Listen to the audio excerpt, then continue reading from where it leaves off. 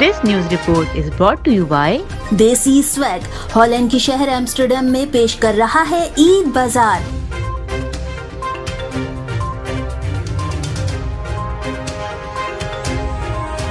अस्सलामुअलैकुम, मैं हूँ अमरीन अली और आप देख रहे हैं वॉइस ऑफ उर्दू। नाज़रीन, खैबर पख्तूनख्वा का हर जिला अपने रवायती खेलों की वजह से पहचाना जाता है, लेकिन मर्दान में खेला जाने वाला सदियों पुराना खेल मोखा यानी तीर अंदाजी खेलों के मैदान में एक मुनफरिद मकाम रखने के साथ साथ तारीखी एतबार से भी अलग पहचान रखता है। तफसील फजले हक की इस रिपोर्ट में।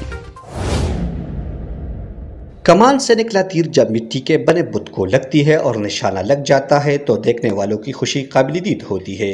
खैबर पख्तूनख्वा के कदीम खेलों में से एक खेल मोखा, जिसे तीर अंदाजी भी कहा जाता है। खैबर पख्तूनख्वा के कदीम खेलों में से जाने वाले इस खेल के न सिर्फ बड़े बुजुर्ग बल्कि छोटे बच्चे भी शीदाई है। कमान से तीर को खींच कर छोड़ने तक एक मुकम्मल सन्नाटा और फिर एकदम डोल की ताप पर रक्स इस खेल की खूबसूरती को चार चांद लगा देता है।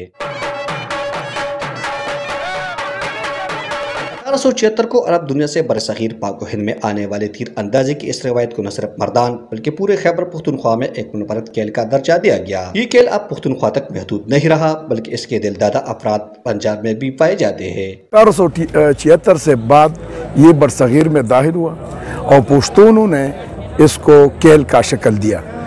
पहला मैच 1877 में कलपानी के मुकाम मर्दान में इसका पहला नुमाइशी मैच खेला गया।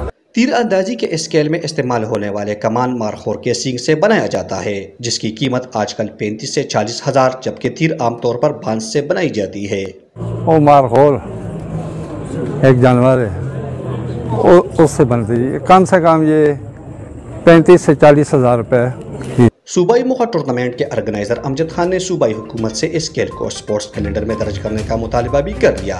फजले हक, वॉइस ऑफ उर्दू, मर्दान।